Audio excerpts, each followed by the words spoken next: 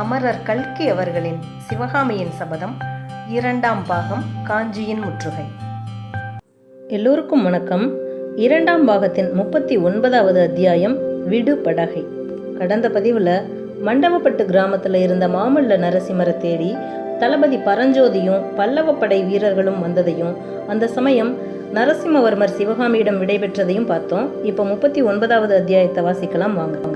கூட்டத்தில் எல்லோருக்கும் முன்னதாக தளபதி பரஞ்சோதி விரைந்து வந்து மாமல்லருக்கு வணக்கம் செலுத்தி, பிரபு, இதென்ன இப்படி செய்து விட்டீர்களே, எங்களை எல்லாம் கதிகலங்க அடித்து விட்டீர்களே என்றார். மாமல்லர் பரஞ்சோதியை ஆர்வத்துடன் ஆலிங்கனம் செய்து கொண்டு, உங்களுக்கெல்லாம் ரொம்பவும் கவலைதான் அளித்து விட்டேன். அப்புறம் நீங்கள் என்ன செய்தீர்கள்? வெள்ளத்தினால் நமது படையில் சேதம் அதிகம் உண்டா என்று கேட்க, பரஞ்சோதி, சூளபாணியின் அருளால் நல்ல சமயத்தில் எச்சரிக்கப்பட்டோம். அதனால் உயிர் சேதம் ஒன்றுமில்லை. எத்தனையோ விஷயங்கள் சொல்ல வேண்டும், பேச வேண்டும். வாருங்கள் பிரபு, இந்த கோயிலுக்குள் சிறிது போய் பேசலாம் என்று கூறினார். இருவரும் கைகோர்த்து கொண்டு உற்சாகமாக நடந்து சென்று முன்கோபுர வாசல் வழியாக கோயிலுக்குள் பிரவேசிக்க, பின்னோடு கூட்டமாக வந்த கிராமவாசிகளை கோயிலுக்குள் செல்லாதபடி வீரர்கள் தடுத்து நின்றார்கள். மாமல்லரும் பரஞ்சோதியும் அவ்விதம் குதூகலமாக பேசிக்கொண்டு போனதையும், சற்று பின்னால் மரத்தடியில் நின்ற தன்னை யாரும் கவனியாததையும் கண்ட சிவகாமிக்கு பெரும் மனவேதனை உண்டாயிற்று. ஆயனரும் அவரோடு ரதியும் சுகரும் மட்டும் சிவகாமி நிற்கும் இடம் வந்தார்கள்.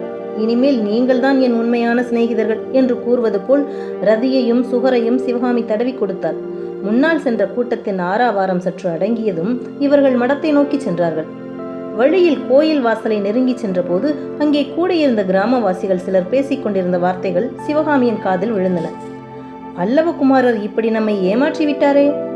நான் தான் சொன்னேனே, முகத்தில் ராஜகலை வடிகிறதென்று. கேவலம் சிற்பியின் முகமா அது? தகப்பனாரைப் போலவே புதல்வரும் வேஷம் போடுவதில் வெகு சமர்த்தர் போலிருக்கிறது.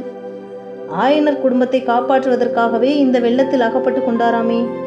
என்னதான் அபிமானம் இருந்தாலும் அவ்வளவு தூரத்துக்கு போயிருக்க கூடாது. ஏதாவது அபாயம் நேர்ந்திருந்தால் பல்லவ சாம்ராஜ்யத்தின் கதி என்னாகிறது? மாமல்லரை விட பரஞ்சோதி பெரிய வீரராமே. அதெல்லாம் இல்லை, 2 பேரும் சமம்தான். யார் சொன்னது? மாமல்லருக்கு சமமான வீரர் உலகத்திலேயே கிடையாது. பரஞ்சோதியை போர்க்களத்திற்கு சக்கரவர்த்தி அழைத்து போயிருந்தார். அதனால் அவருடைய வீரம் வெளியாயிற்று. மாமல்லர் முதலில் புள்ளலூர் சண்டையிலே தானே கலந்து கொண்டார். அங்கே பரஞ்சோதி இருந்த இடம் தெரியாமல் போய்விடவில்லையா? அவர்களுக்குள்ளே வித்தியாசமே கிடையாதாம். அவ்வளவு அந்யோன்யமான நண்பர்களாம். நாம் ஏன் வித்தியாசப்படுத்தி பேச வேண்டும்? எது எப்படியாவது இருக்கட்டும், 2 பேரும் நம் ஊரில் விருந்துண்ணாமல் திரும்பி போகக்கூடாது. இந்த மாதிரி பலவிதமான பேச்சுக்களையும் காதில் வாங்கி கொண்டு சிவகாமி மடத்துக்குள் போய் சேர்ந்தாள். அவளுடைய உள்ளம் அளவில்லாத பெருமையையும் சொல்ல முடியாத வேதனையையும் மாறி மாறி அடைந்து கொண்டிருந்தது. கிராமவாசிகளின் விருப்பத்தின்படியே மாமல்லரும் பரஞ்சோதியும் மற்ற வீரர்களும் கிராமவாசிகள் அவசரமாக பக்குவம் செய்து அன்புடன் அளித்த விருந்தை உண்டார்கள். விருந்து முடியும் போது அர்த்தராத்திரிக்கு மேலே ஆகிவிட்டது. பொழுது விடிந்து பிறகு போகலாம் என்று கிராம பெரியோர்கள் கேட்டுக்கொண்டது பயன்படவில்லை. இரவுக்கிரவே கிளம்ப வேண்டிய அவசியமாய் இருந்தது. புறப்படுகிற சமயம் வந்தபோது ஆயனரிடமும் சிவகாமியிடமும் விடைபெற்றுக் கொள்ள மாமல்லர் மடத்துக்குள்ளே சென்றார். ஆயனரே, உம்மிடம் விடைபெறுவது எனக்கு சங்கடமாய்த்தான் இருக்கிறது. ஆயினும் என்ன செய்யலாம்? புலிகேசியின் படைகள் காஞ்சியை நெருங்கி வந்து கொண்டிருக்கின்றனவாம். உடனே வரும்படி சக்கரவர்த்தி சொல்லி அனுப்பியிருக்கிறார் என்றார் மாமல்லர். மாமல்லரிடம் அளவில்லாத அன்பும் மரியாதையும் கொண்டவரான ஆயனர், பிரபு, இவ்வளவு நாள் தாங்கள் இங்கிருந்தது நாங்கள் செய்த பாக்கியம். இதற்கு மேல் நாங்கள் ஆசைப்படக்கூடாது. போய் வாருங்கள். உங்களை வழி அனுப்ப நாங்களும் நதிக்கரை வரையில் வரலாம் அல்லவா என்றார்.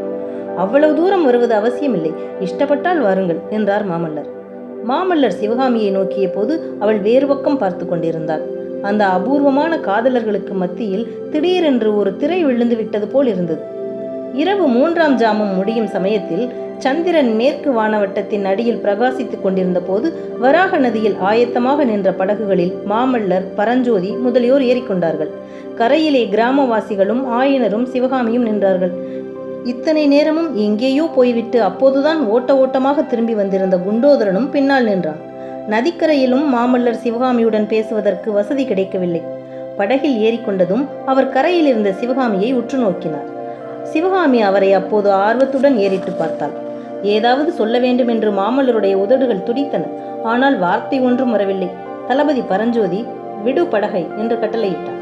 படகு சென்றதும் சிவகாமிக்கு தன் வாழ்நாளின் இன்பத்தையெல்லாம் அந்த படகு கொண்டு போவது போல் தோன்றியது.